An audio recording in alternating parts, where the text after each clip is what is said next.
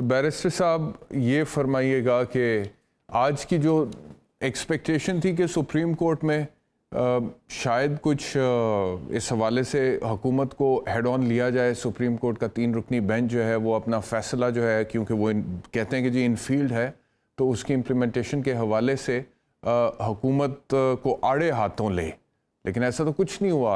आज तो बड़ा मतलब कि हुकूमत की फतेह है, आज तो जीत है, ये तो मानना पड़ेगा। आज की हद तक, आज की तारीख में उनकी जीत है। मैं समझता हूँ कि बैरिस्टर साहब, जीत और हार इस वक्त किसी की नहीं है। एक्चुअली सुप्रीम कोर्ट रूटीन में तो ऐसा करती है, क्योंकि ये एक नई पिटीशन जो आई थी काशिफ वाली, उसी पे सुप्रीम कोर्ट ने इनिशिएटिव लिया था और सुप्रीम कोर्ट ने ये सारे पार्टीज को कहा था कि हम फोर्स तो नहीं कर रहे, आप लोग आपस में मिल बैठ लें, हमारा ऑर्डर तो इंटैक्ट है, लेकिन अगर आप किसी और डेट पे करते हैं तो फिर हम कोशिश करते हैं आपको किस हद तक अकोमोडेट कर लें। क्योंकि पहली भी डेट सुप्रीम कोर्ट के कहने से हुई थी और आगे 27 की डेट ही पड़ी थी। सुप्रीम कोर्ट ने आदो पैसों का भी कहा था कि बाय दिस डेट आप वो पहला वाला ऑर्डर के मुताबिक भी देने थे, लेकिन आज शायद मुनासिब ना होता कि सुप्रीम कोर्ट हेड ऑन ले लेती। लेकिन ये जरूर है कि सुप्रीम कोर्ट का वो ऑर्डर एक नहीं है बैरिस्टर साहब, कई सारे ऑर्डर है। पहला ऑर्डर हुआ था 1 मार्च को, उसके बाद सुप्रीम कोर्ट ने और ऑर्डर इशू कर लिया था 4 अप्रैल को। उस पर जब कार्रवाई नहीं हुई तो सुप्रीम कोर्ट ने ऑर्डर इशू कर दिया 14 अप्रैल को। उसके बाद 19 अप्रैल को ऑर्डर इशू हुआ और 19 अप्रैल के हिसाब से आज के दिन का तयन हुआ था कि बाय दिस दिन होगा। तो हुकूमत ने मोर देन एक ऑर्डर की वायलेशन। सर बात तो ये है ना कि वायलेशन उन्होंने की है और वो तो अपनी वायलेशन जो है वो बिल्कुल कर रहे हैं। वो तो कहते हैं कि हम नहीं मानते, वो तो कहते हैं हम मानते ही नहीं है, हम 3-2 को मानते ही नहीं है, ये तो 4-3 है, इस फैसले को नहीं मानेंगे और 10 दफा कुर्बानी देने के लिए तैयार है। तो सुप्रीम कोर्ट में उस हवाले से कोई रिस्पांस नहीं है आज।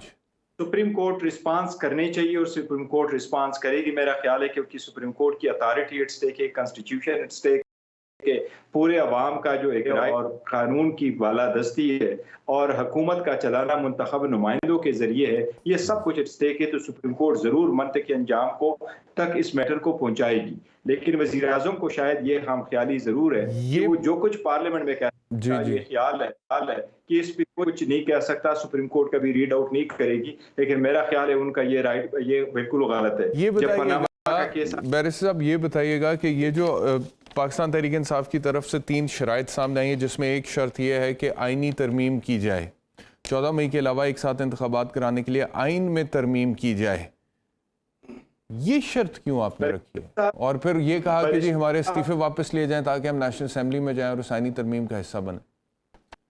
ये आपने जराए को जरूर कोट किया होगा, कोई सदाकत हुई होगी, लेकिन जहां तक मेरा ख्याल है और मैंने सुना है तो इस वक्त वो 1 पॉइंट एजेंडा है। वो सिर्फ और सिर्फ इस बात है कि इलेक्शन को कराया जाए और अर्लीस्ट पॉसिबल डेट पे एग्री किया जाए और हुकूमत जो है वो असेंबली डिसॉल्व हो और हम आगे बढ़े और सारे सूबों में केयर टेकर सेटअप हो और इसी के लिए बढ़े। अदरवाइज सुप्रीम कोर्ट का ऑर्डर तो इंटैक्ट है, उसी के मुताबिक पहुंचे। तो फिलहाल तो मेरा ख्याल है पीटीआई का सिर्फ एक ही मुतालबा है कि द अर्लीस्ट पॉसिबल डेट पे कोई कंसेंसस डेवलप हो और हम आगे जाएं। हाँ, अगर सुप्रीम कोर्ट कहती है कि ऐसा है तो सुप्रीम कोर्ट में चूंकि मैटर पेंडिंग है, शायद उसकी सूरत में कोई जरूरी नहीं होगा सुप्रीम नहीं, लेकिन आईनी तरमीम की जरूरत क्या है? जब मतलब कि वाई अ कॉन्स्टिट्यूशनल अमेंडमेंट, क्या जरूरत है? देखिए वो जो डेट आर्टिकल 105 में है कि विद इन 90 डेज, उसकी तो है, लेकिन उसने सुप्रीम कोर्ट ने तशरीह नहीं की। मैं नहीं समझता जाती तौर पे कि कोई ऐसी तरमीम की जरूरत है कि अगर वो तरमीम ना हो तो फिर इलेक्शन हो ही नहीं सकते। जी, यही मैं कह रहा हूं कि अगर आईनी तरमीम के बगैर इलेक्शन हो नहीं सकता तो फिर सुप्रीम कोर्ट के फैसले की भी वो कानूनी हैसियत या वो वक़्त तो नहीं है। इसका मतलब है कि आईनी तरमीम ही चाहिए इलेक्शंस कराने के लिए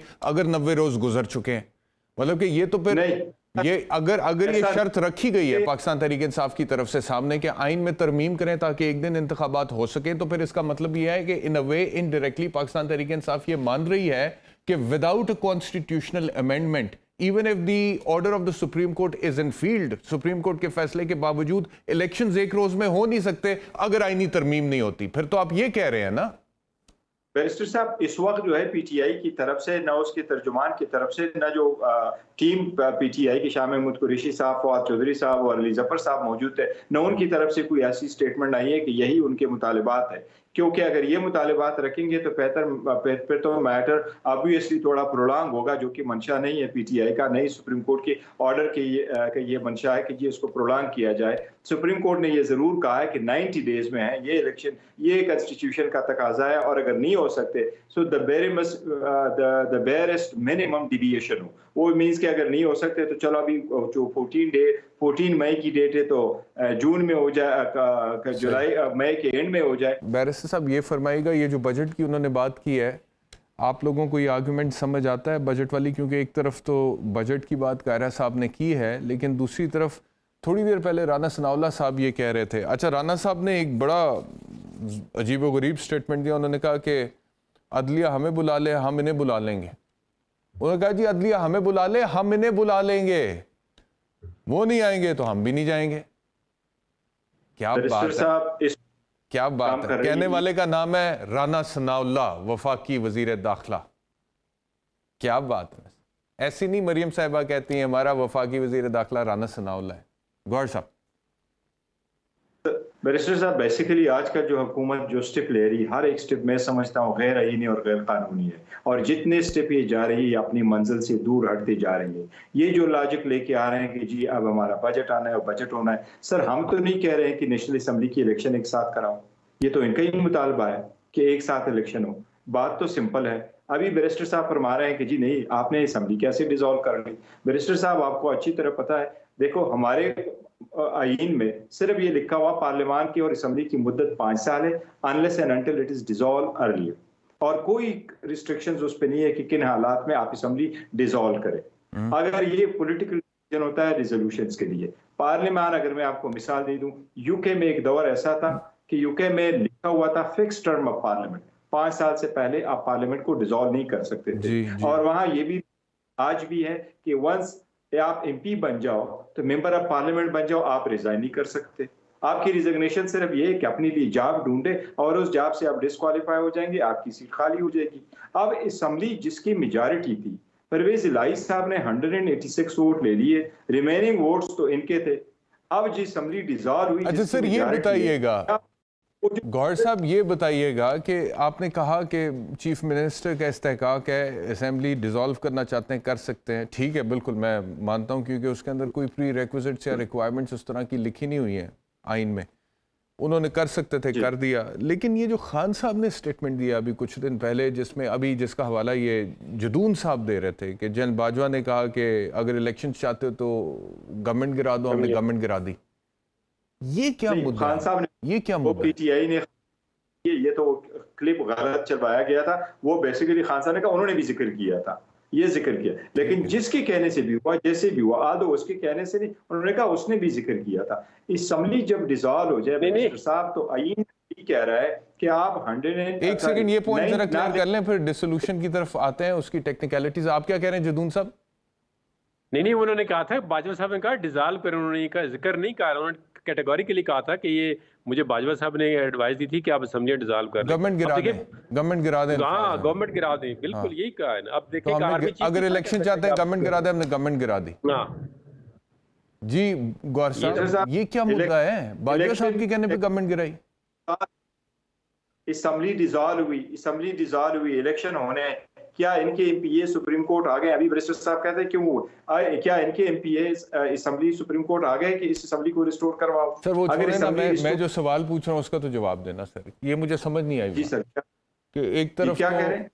ये बाजवा साहब वाली बात जो खान साहब ने कही है कि उन्होंने कहा इलेक्शन चाहते हो जी, इसकी वो क्लिप दोबारा उन्होंने एक क्लिप को मिसकोट किया था, वो वर्डिंग को मिसकोट किया था, वो प्रॉपर चलवाई नहीं थी। उसमें खान ये नहीं कहा है कि मुझे उसने एडवाइस किया कि आप करें, उनके तो हालात ऐसे थे, वो क्या एडवाइस करता। वो कह रहे हैं जी हम जब चाह रहे थे कि इस इलेक्शन हो, तो ये बार बार कह रहे थे, हुकूमत भी कह रही थी, बाजवा ने भी ऐसा कहा है कि अगर आप दो, मैंने अभी थोड़ी देर पहले वो शॉर्ट सुना है, थोड़ी देर पहले वो सुना, उसमें खान साहब ये कह रहे हैं कि जनरल बाजवा ने हमें कहा कि अगर आप इलेक्शन चाहते हो तो गवर्नमेंट गिरा दो, हमने गवर्नमेंट गिरा दी। ये इमरान खान कह रहे हैं।